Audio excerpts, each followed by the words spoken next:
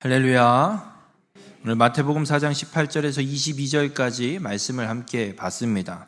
오늘 말씀의 제목을 그물을 버리고라고 정했습니다. 오늘 읽은 본문의 말씀은 예수님께서 제자를 부르시는 말씀입니다. 특별히 어부로 일을 하고 있던 사람들을 예수님이 제자로 부르시는 모습이 오늘 본문에 기록되어 있습니다. 이 제자들을 예수님이 어부들을 부르신 것처럼 오늘 우리를 주님이 동일하게 부르고 계심을 잊지 마시길 바랍니다. 우리의 죄 문제를 해결하시고 우리를 하나님의 자녀 삼으셔서 하나님의 거룩한 일을 이루는 하나님의 사람으로 우리를 부르고 계심을 잊지 마시길 바랍니다. 그래서 오늘 말씀을 통해서 그리스도인이 되는 길을 깨닫고 주님의 이 부르심에 아멘으로 순종하는 우리 모든 성도님들이 되시길 주님의 이름으로 축원합니다. 오늘 본문에 예수님께서 부르시는 첫 번째 사람은 베드로라고 하는 시몬이라는 사람이 등장하게 됩니다. 이 베드로 하면 우리가 잘 알고 있는 것처럼 예수님의 수제자, 예수님을 가장 잘 따랐던 1번 제자 이렇게 인식을 하고 있습니다. 그런데 이 베드로가 예수님이 불러서 예수님을 따르는 제자인데 이 베드로가 행하는 일들을 보면 예수님을 따르는 수제자가 맞나? 라고 드는 생각이 들 정도의 사건들도 몇 가지 일어나게 되는 걸 보게 됩니다. 그런데 오늘 예수님의 부름에 그물을 버려두고 자신의 생업이었고 자신의 목숨줄, 먹고 사는 일을 해결해 주었던 어부의 일인 이 그물과 배를 버려두고 베드로가 예수님을 따르는 사건이 오늘 본문에 기록되어 있습니다. 그런데 예수님의 이 부르심에 베드로가 이 삶을 살아가는 가운데 자신의 뜻과 다르게 행동했던, 예수님과 다르게 행동했던, 예수님을 모른다고 부인했던 일도 있었지만 결국은 끝까지 그 끝을 볼 때에는 예수님의 부르심에 온전히 합당한 믿음의 삶을 살았던 베드로였음을 우리는 보게 됩니다.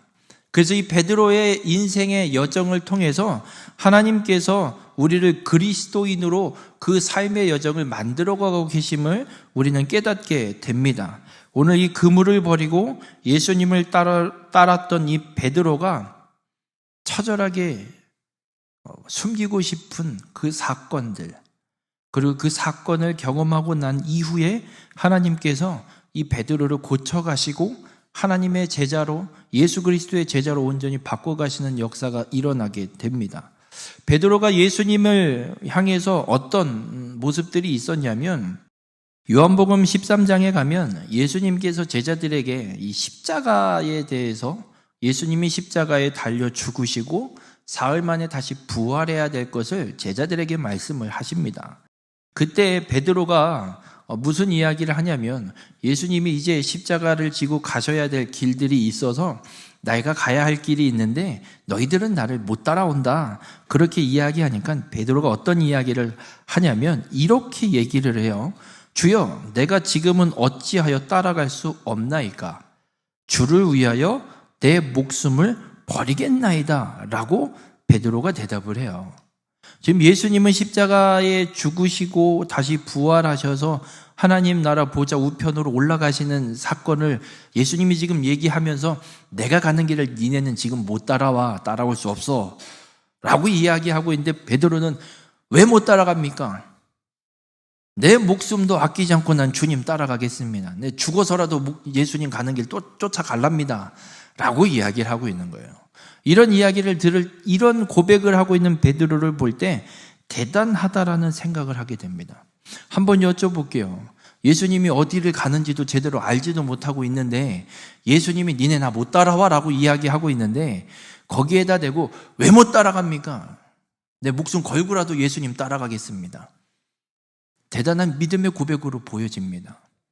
그런데 또 어떤 일이 있냐면 예수님이 베드로와 제자들과 함께 십자가를 지기 전에 마지막 저녁 식사를 하십니다. 마지막 저녁 식사를 하실 때 예수님이 그래요. 베드로야, 네가 오늘 새벽 닭이 3번 울기 전에 네가 나를 3번 부인하리라. 이렇게 예수님이 얘기를 해요. 그때 베드로가 뭐라고 하냐면 이렇게 얘기해요. 내가 주와 함께 죽을지언정 주를 부인하지 않겠나이다 하고 모든 제자도 그와 같이 말하니라 라고 이야기합니다. 베드로가 아주 강력하게 뭔 소리입니까? 예수님이 웃기고 있네. 절대 그런 일 없습니다. 내가 당신과 함께 죽었으면 죽었지 절대 부인하지 않을 겁니다 라고 호언장담을 합니다. 그 얘기를 듣고 있던 주변에 있던 다른 제자들도 똑같이 야 너만 잘났냐? 나도 그렇게 할 수 있다 이러면서 막 경쟁적으로 서로 예수님을 부인하지 않고 떠나가지 않겠다라고 선언하고 외치고 있습니다. 그러다가 예수님이 정말 로마 병정들에 의해서 잡혀서 재판장, 공회장으로 끌려가게 됩니다. 그렇게 예수님이 잡혀서 끌려가게 된 뒤에 베드로의 모습, 마태복음 26장 70절엔 이렇게 기록됩니다. 베드로가 모든 사람 앞에서 부인하여 이르되 나는 네가 무슨 말을 하는지 알지 못하겠노라. 옆에 있던 사람이 야 너도 저 사람이랑 같이 있던 그 제자 아니냐? 라고 얘기를 하니까 베드로가 하는 거 모든 사람 앞에서 그 공회장 주변에서 웅성웅성 떠들고 모여서 저 예수가 그 뒤로 잡혔구나 막 이러고 있는 그 장소에 수많은 사람들이 있는데 그 모든 사람들 앞에서 베드로가 있는 뭔 소리냐? 난 저 사람 모른다. 주와 함께 죽을지언정 주를 부인하지 않겠습니다라고 호언장담하던 베드로가 예수님이 잡히고 나니까 제가 한다는 소리가 뭔 소리냐? 맹세코 난 저 사람 모른다. 난 저 사람 같이 안 있었다. 모르는 사람이다 라고 모든 사람들 앞에서 부인하고 있습니다. 오늘 본문의 베드로는 자신의 생명줄, 먹고 사는 문제를 해결해주는 일인 이 어부의 일, 이 그물을 냅다 버려두고 예수님의 부름에 따랐던 베드로. 예수님이 이야기할 때마다 죽었면 죽었지 절대 예수님을 떠나지 않겠습니다. 주님을 따르겠습니다라고 외치고 호언장담했던 베드로. 그런데 결국은 예수님이 잡히자 지금까지 했던 고백과는 전혀 다른 모습. 예수님을 난 모릅니다 라고 부인하는 모습을 보게 됩니다.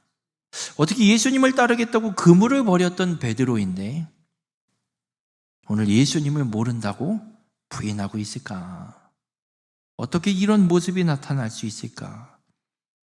여러분, 이게 우리의 모습입니다. 어떻게 이럴 수 있어, 베드로? 아니요. 그렇게 이야기할 수 없습니다. 우리도 똑같습니다. 우리가 예수를 정말 믿겠다고 작정하고 결단하고 예수를 믿는 자리로 나왔던 그때가 있습니다. 혹은 오랜 신앙생활을 하다가 어느 날 정말 하나님의 강력하신 역사하심, 그 주님의 만나주심을 통해서 내가 이렇게 살면 안 되겠구나, 정말 온전한 믿음의 사람으로 살아야겠다라고 결단하던 때가 있을 겁니다. 그런 때가 있음에도 불구하고 오늘 이 베드로처럼 우리 안에도 이중성의 모습이 나타날 때가 있습니다. 분명 예수를 온전히 믿는 믿음의 삶을 살겠다고 결단했지만 삶의 상황 속에 어떤 상황 혹은 어떤 환경 속에서 오히려 예수를 모른다라고 부인하고 있는 이 베드로처럼 나도 예수를 끝까지 믿어야 되는가? 내가 정말 이렇게까지 해야 되는가? 라는 회의감, 이중성의 모습이 우리에게 나타날 때가 있습니다. 여러분, 우리가 예수 그리스도를 믿어 그리스도인이 된다는 건 우리에게는 이런 연약한 모습이 있음을 깨닫고 발견하고 인정하는 것에서 시작돼야 됨을 잊지 마시길 바랍니다. 예수님의 수제자라고 별명이 붙어졌던 베드로입니다. 이 베드로도 예수님과 함께 죽으면 죽었지 부인하지 않겠다라고 호언장담했고 예수를 따르겠다고 생업을 다 내던질 정도의 결단이 있었던 사람입니다. 그러나 예수님이 잡혔을 때, 예수님이 끌려갔을 때는 예수를 모른다고 부인하는 이중성의 모습이 베드로에게도 나타나고 있는 것처럼 우리 안에 그런 연약함이 분명히 존재하고 있습니다. 우리가 예수 그리스도를 믿어 그리스도인이 된다는 건 이 연약함을 인정하는 겁니다. 이 연약함이 있음을 깨닫고 인정할 때 우리가 온전한 그리스도인으로 거듭나고 변화될 수 있음을 주님은 오늘 우리에게 분명하게 말씀하고 있습니다. 여러분, 우리는 한순간에 짜잔하고 변신하는 그런 변신 조립 로봇가 아닙니다. 주님께서 우리의 삶의 모든 상황, 그 삶의 모든 여건들 속에서 개입하시고 역사하셔서 우리의 연약함을 처절하게 깨닫게 하시고, 그래서 주님을 붙잡을 수밖에 없는, 주님을 온전히 의지할 수밖에 없는 믿음의 삶으로 인도하셔서 우리를 참된 그리스도인으로 만들어 가심을 잊지 마시길 바랍니다. 그래서 사도 바울은 로마서 7장 22절부터 25절에 이런 고백을 합니다. 내 속사람으로는 하나님의 법을 즐거워하되 내 지체 속에서 한 다른 법이 내 마음의 법과 싸워 내 지체 속에 있는 죄의 법으로 나를 사로잡는 것을 보는도다. 사도 바울도 고백을 해요. 속사람으로는 하나님의 법을 즐거워한대요. 하나님의 말씀을 즐거워해서 내 속에서는 끊임없이 그 하나님의 말씀이 너무나도 즐겁고 기뻐서 그 말씀대로 살아가려고 해요. 그런데 지체 속에 한 다른 법이 내 이 마음, 하나님의 법을 즐거워하는 마음과 싸워서 죄의 법으로 사로잡고 있는 걸 사도 바울도 보고 있어요. 오호라 나는 공고한 사람이로다. 이 사망의 몸에서 누가 나를 건져내랴.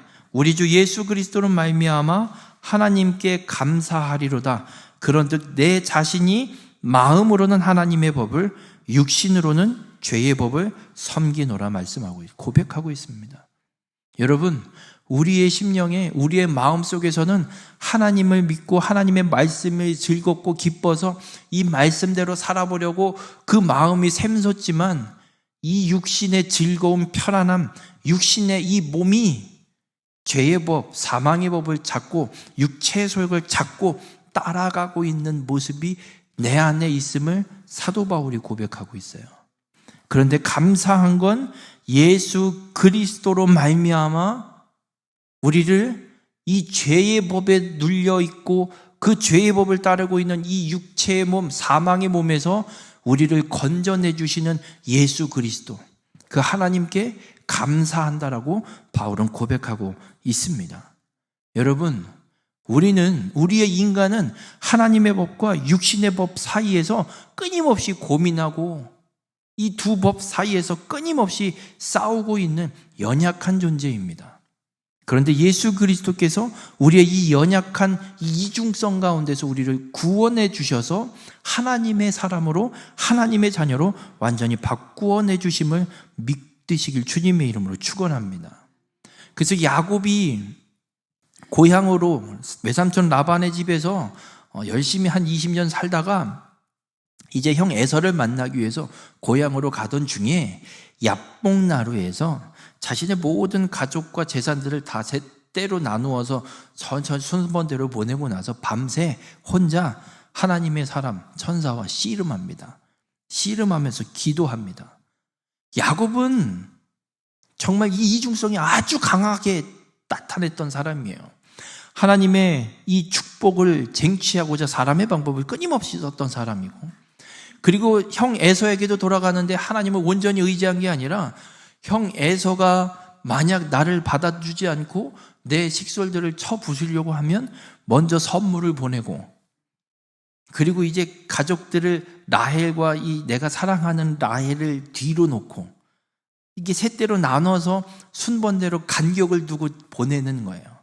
그래서 만약 첫 번째 간 떼를 형이 치면 뒤에 있는 떼들은 도망가게 하려고, 그래서 내 가족도 살리고 재산도 살리고 목숨도 살려보려고 에서로부터 목숨을 살아보려고 그런 꾀를 세서 보내놓고, 지금 야곱은 하나님의 사자가 지나가는 걸 천사를 붙잡고 씨름하는 거예요. 인간의 방법을 동원해놓고 붙잡고 씨름하고 있는 거예요. 이게 우리 인간의 이중성인 거예요. 야곱은 결국 그렇게 하나님 앞에 기도함으로 이스라엘이라 하리라 이름이 바뀌고 축복을 받고, 그리고 그 야복나루를 건너서 형 에서를 만날 때 그 모든 문제들이 해결되고 형과 화해하게 되는 모습을 우리는 성경을 통해 보게 됩니다. 여러분, 우리는 그런 추한 자들입니다. 하나님을 믿는다고 하지만 인간의 내 삶의 상황과 현장에 그 문제들이 발견되고 확인이 되면 인간적인 방법을 끊임없이 써보려는 그런 연약하고 이중성 갖고 있는 그런 자들입니다. 이걸 부인하지 마십시오. 포장하려고도 할 필요 없습니다. 우리는 원래 그런 존재입니다. 그런 존재임을 온전히 인정하고, 중요한 건 하나님, 나의 이 모습을 깨닫고 고백하오니 하나님께서 나를 주의 사람으로 고쳐주시옵소서. 야곱이 그렇게 밤새 주의 사자를 붙잡고 씨름하듯이 나의 이 연약함과 이중성을 갖고 주님 앞에 간절히 기도함으로 주님이 고쳐주시는 은혜를 온전히 누리는 우리 모든 성도님들이 되시길 주님의 이름으로 축원합니다. 베드로는 그렇게 그물을 버려두고 예수님을 따라갔던 사람입니다. 그러다가 예수님이 제자들을 불러 모아놓고 예수님이 이런 이야기를 해요. 야, 사람들이 나를 누구라고 하냐? 이만저만 누구는 선지자라고 그러고 누구는 이렇게 얘기합니다. 그래? 그럼 니들은 나를 누구라고 하냐? 니들은 내가 누구인 것 같냐? 라고 예수님이 제자들에게 물어요. 그때 베드로가 이런 대답을 합니다. 주는 그리스도시요 살아계신 하나님의 아들이십니다 라고 고백합니다. 이 고백을 한 베드로를 향해서 예수님이 엄청나게 축복을 해요. 야, 네가 이거 알게 한 건 네가 한 것이 아니라 혈육도 아니다. 하늘에 계신 아버지께서 알게 하신 거다. 그러면서 천국 열쇠도 내가 너에게 주니 네가 여기서 풀면 땅에서 풀면 하늘에서도 풀리고 땅에서 매면 하늘에서도 매일 것이고, 내가 이 반석 위에 베드로라 이 반석 위에 내 교회를 세우겠다 한 예수님이 엄청나게 축복을 해요. 그 고백과 사건이 있은 직후에 예수님이 제자들에게 또 무엇을 이야기하시냐면 십자가에 죽으시고 부활하실 걸 말씀하세요. 이 믿음의 고백을 한 베드로가 십자가 사건에 대한 예수님의 이야기를 듣자마자 어떻게 반응을 하냐면 마태복음 16장 22절에 이렇게 기록해요. 베드로가 예수를 붙들고 항변하여 이르되 주여 그리 마옵소서, 이 일이 결코 주께 미치지 아니하리다. 예수님이 십자가에 달려 죽고 부활하셔야 될 것을 이야기하니까 베드로가 하는 거예요. 무슨 소리를 하고 계십니까? 항변하면서 거부하는 거죠. 그 일이 절대 예수님께 일어나지 않도록 내가 무슨 수를 써서라도 막겠습니다. 죽기는 왜 죽습니까? 예수님이 안 됩니다 이렇게 항변을 했어요. 그랬더니 예수님이 이 항변한 베드로에게 뭐라고 말씀하시냐면 마태복음 16장 23절에 예수께서 돌이키시며 베드로에게 이르시되 사탄아 내 뒤로 물러가라. 여쭤볼게요. 아니 스승님이 죽겠다는데 네 잘 죽으세요 할 제자가 어디 있어요? 그게 제자예요? 배은망덕한 놈이지. 스승이 죽겠다고, 예수님이 죽겠다고 내가 이제 곧 죽어야 돼 라고 이야기하고 있는데 베드로는 인간의 도리는 마땅한 대답을 한 거예요. 왜 죽으십니까? 절대 죽으시면 안 됩니다. 그런 일이 왜 일어납니까? 안 됩니다 라고 베드로가 이야기할 수 있어요. 그런데 예수님이 얘기해요. 사탄아 내 뒤로 물러가라. 물론 베드로가 사탄이 아니죠. 지금 그 순간에 사탄의 도구로 쓰임받고 있기 때문에 말씀하는 거죠. 그러면서 예수님이 이런 이야기를 해요. 너는 나를 넘어지게 하는 자로다. 내가 하나님의 일을 생각하지 아니하고 도리어 사람의 일을 생각하는도다 라고 말씀하세요.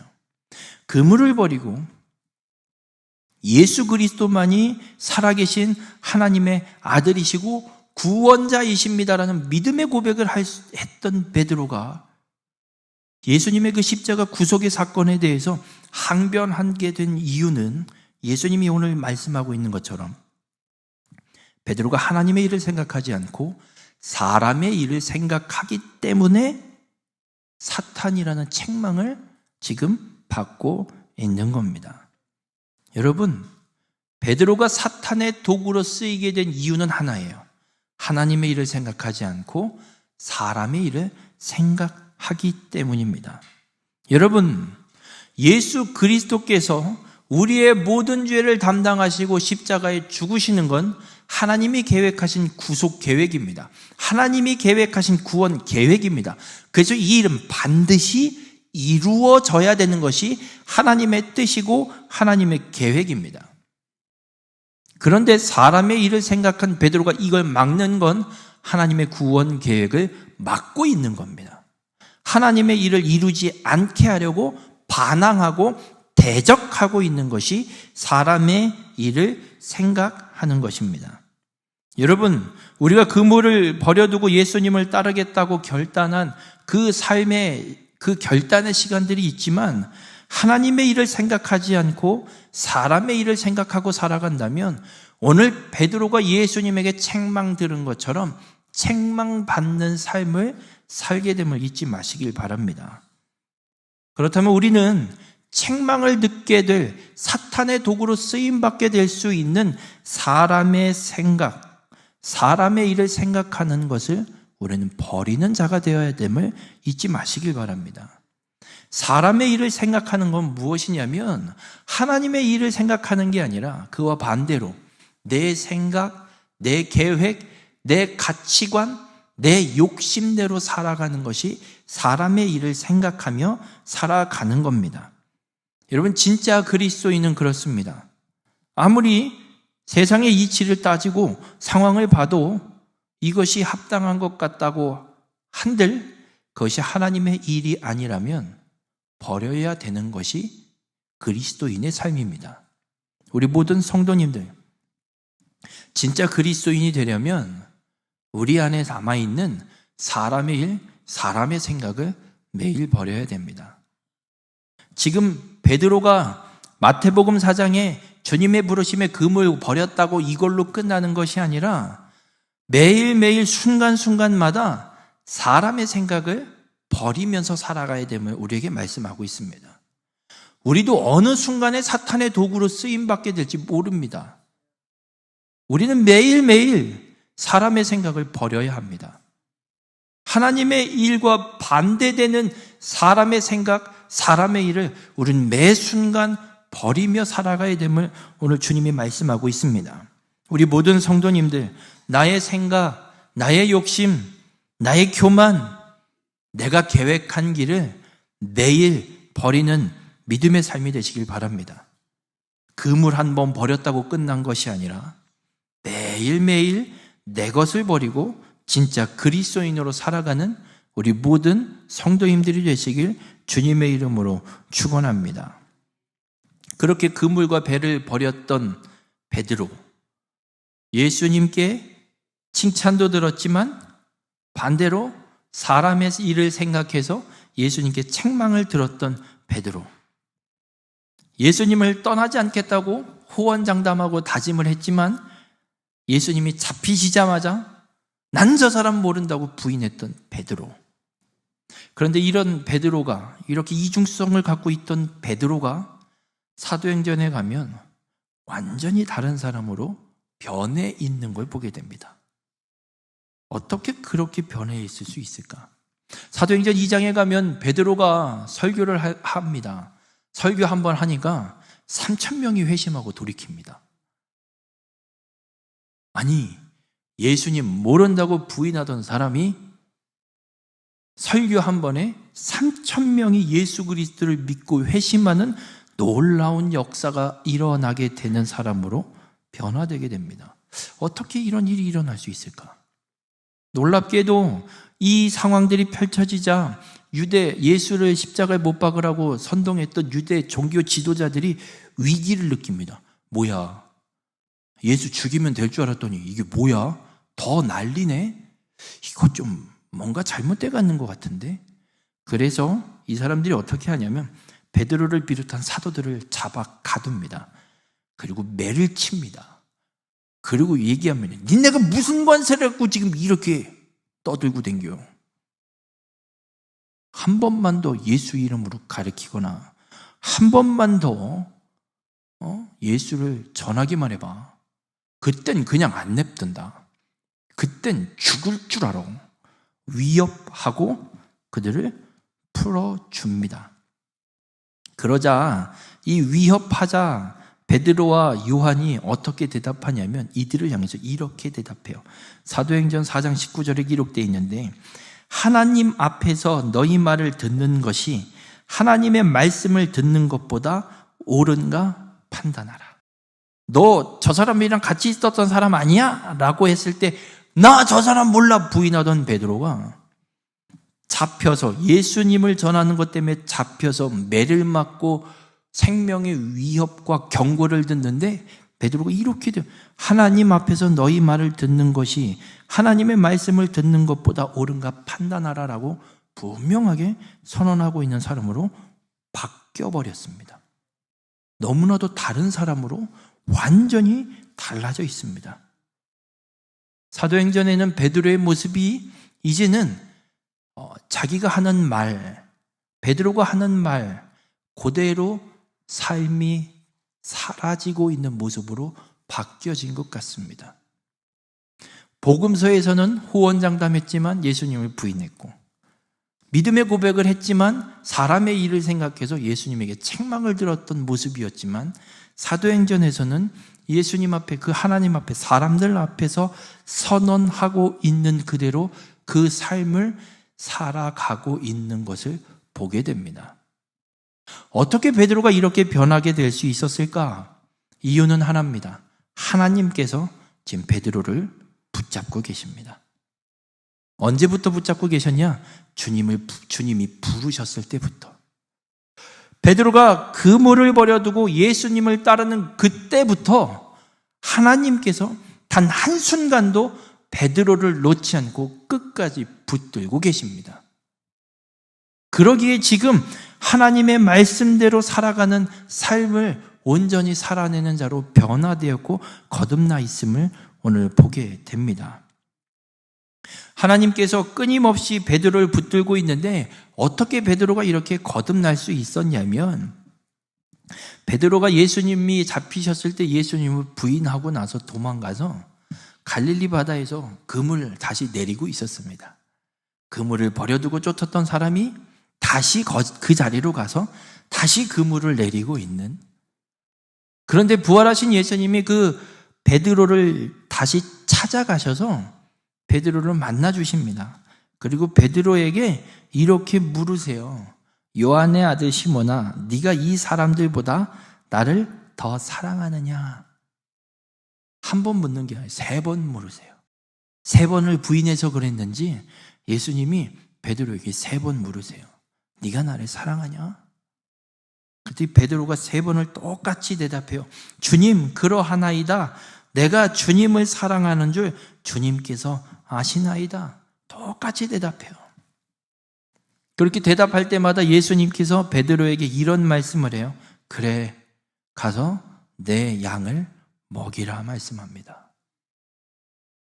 여러분, 하나님은 베드로를 부르실 때, 예수님이 오늘 본문에 베드로를 부르실 때 내가 너희를 사람을 낚는 어부가 되리라 하신 이 말씀 그대로 주님이, 부활하신 주님이 다시 찾아오셔서 베드로를 고쳐주시고 계십니다. 우리 모든 성도님들, 베드로는 예수님을 모른다고 부인할 때나 지금 사도행전에서 복음을 선포하다가 잡혀서 목숨의 위협이 있음에도 불구하고 하나님의 말씀을 듣는 것이 더 옳으니 나는 그래도 가서 복음을 전하겠다고 선언하고 있는 베드로, 동일한 인물입니다. 다른 사람이 아니에요. 하나님께서 이렇게 바꿔주시고 주님께서 베드로를 만들어 오셨음을 우리에게 보여주고 계신 겁니다. 이것이 우리에게 어떤 소망이 있냐면 우리에게도 동일하게 주님이, 하나님이 그렇게 역사하신다는 겁니다. 우린 연약한 존재입니다. 예수를 믿겠다고 결단했지만 몸이 피곤하면, 삶의 상황이 어려워지면 뭐 믿어야 되나? 교회를 가야 되나? 가서 일을 해야 되나? 고민하는 게 우리의 연약함이고 우리가 갖고 있는 본 모습이기도 합니다. 그러나 이것 때문에 절망하거나 실망할 필요는 없습니다. 베드로도 그랬습니다. 그러나 그런 상황이 우리에게 닥쳐올 때 우리에게 소망이 있는 건 그걸 인정하셔야 된다는 겁니다. 난 그런 사람 아니야 라고 포장할 것이 아니라 하나님 앞에 하나님, 나는 이런 연약한 존재입니다라고 인정하고 고백해야 한다는 겁니다. 그러면 주님께서 우리를 고쳐주십니다. 그 상황을 능히 이겨낼 수 있도록 주님이 우리를 놓지 않고 붙잡고 계셔서 우리를 온전한 그리스도인으로 바꿔주시고 고쳐가신다는 겁니다. 우리가 할 건 그걸 믿고 주님만 의지하고 주님께 나아가서 간절히 기도하는 삶, 하나님 앞에 간절히 간구하는 삶을 살아가야 하는 겁니다. 우리 모든 성도님들, 하나님은 우리를 버려두지 않으십니다.